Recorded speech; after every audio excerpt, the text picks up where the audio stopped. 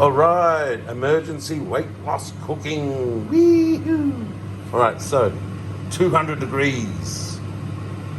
And there's 12 minutes left on this. I can't remember what I put it in for. But it's chicken thighs. They've been cut. They've been crumbed. All right, here in the house, we crumbed them. Let's get it back on. You gotta push this all the way in. Get in there. And she'll start again. Whee! Yes. So that's like no going to KFCs and getting the deep fried stuff down there. No, we're oil free.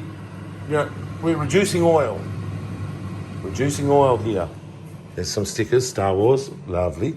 There's ET on the fridge, you've all seen it all before.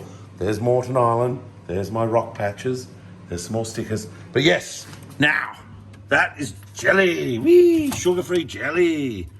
That will take a while to set, but when it does, bit of fruit, bit of gel. And you can see there's pretty much all healthy grub in that fridgy fruit. All right, weight loss emergency. It's going so darned well. Woo-hoo.